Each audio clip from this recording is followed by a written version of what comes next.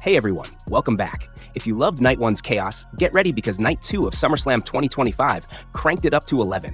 Grab your snacks, hit that like button, comment, share, subscribe, and stick around. Let's jump right in. Steel cage match, United States Championship. Solo Sikoa versus Jacob Fatu. This was a fight you'd expect inside steel walls, gritty and loaded with cheap shots. Sikoa jumped Fatu early, but the Samoan werewolf refused to die, roaring back to dominate.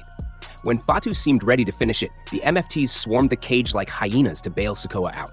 Jimmy Uso ran in for backup but got booted in the face for his trouble. Fatu broke free, stopped Solo's crawl for the door, but Tonga slammed the cage door into Fatu's head. Solo flopped to the floor for a coward's win. Fatu didn't leave empty though. He crushed Loa and Mateo with a huge splash off the top of the cage, reminding everyone this war isn't over. Intercontinental Championship, AJ Styles vs. Dominic Mysterio. Dominic came out to keep his gold. AJ came out to pay tribute to Eddie Guerrero, and the crowd ate it up. From the lowrider entrance to the boot trick, Styles pulled every Latino Heat callback you could think of. Dominic looked outmatched at first, but the little snake pulled off Guerrero's classic lie, cheat, and steal tricks like a pro. Styles thought he had it locked when he grabbed Dom's ankle for the calf crusher, but Dom's boot slipped off and he slithered out. One ref distraction, one boot shot, and a frog splash later, Dirty Dom kept his belt and his smirk. The fans booed, but deep down, they loved how filthy this was. TLC match, WWE Tag Team Championship, Wyatt 6 vs. MCMG vs. DIY vs. Street Profits, plus Fraxium and Andrade Phoenix. This was chaos from bell to bell. Ladders snapping, tables flying, and bodies everywhere. The Wyatt 6 had the numbers and the creep factor, but the fan favorites threw everything at them. DIY had the crowd chanting as Ciampa and Gargano took huge bumps off ladders. Motor City Machine Guns turned back the clock with slick double teams that nearly stole it more than once. The Street Profits got the biggest near win, launching Ford sky high for a crazy splash through a table, but interference from Uncle Howdy and Cross swung it back. In the end, Gacy and Loomis climbed through the wreckage, bodies scattered, and unhooked the belts. Street fight for Undisputed WWE Championship, Cody Rhodes versus JHON CENA. If you love wrestling violence with heart, this was your main event. Cena and Cody turned MetLife into a war zone. Tables, barricades, and the Spanish announce desk didn't stand a chance. Cody survived 2 brutal attitude adjustments that would flatten anyone else. Cena tried everything, even pulling out the old STF with the ropes, a nod to Umaga, but Cody's story wasn't ending like Vegas. A wild Cody cutter from the top rope flipped Cena inside out. 3 crossroads later, the American Nightmare stood tall with the gold. The torch was passed, but then Brock Lesnar stomped out to ruin the moment, dropped Cena with an F5, and left everyone wondering, why Brock? Why now?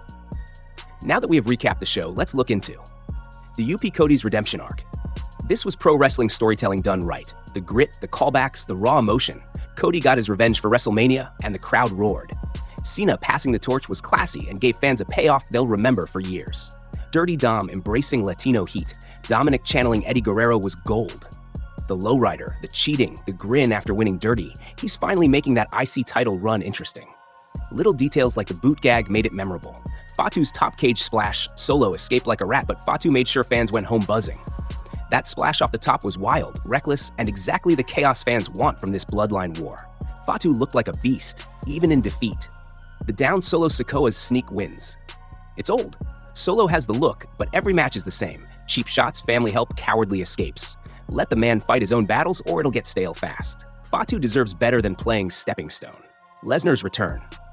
A Brock surprise pop is fun once in a while, but jumping into Cody's moment or Cena's send-off just felt forced. Fans wanted Cody's story to breathe, not another part-timer rerun clogging up the title scene. Tag teams missing the mark. Yeah, the TLC chaos last night was wild, but the tag division feels shallow when the same faces rotate for nothing bigger. They need stories, rivalries, not just stunts. Fraxium and Motor City deserve more spotlight. The ugly Jimmy Uso, getting flattened again. It's hard to buy Jimmy as a threat when he eats boots every week. Let him stand tall once or twice, or he'll fade into background filler. This match just highlighted that weakness again. Too many gimmicks, steel cage, TLC, street fight, it's overkill in one show. The stipulations blur together and make big spots less special. Save the gimmicks for when they count and let the fights breathe. Lesnar's F5 on Cena. One last Lesnar note, if he's back, cool, but nuking Cena's send-off with an F5? Wrong guy, wrong time. The moment needed a heartfelt fade to black, not Beast Incarnate reruns. We have seen countless Lesnar returns, with Cena getting the same F5 always much like back in 2013, and another at SummerSlam. Well guys, that's a wrap for SummerSlam Night 2.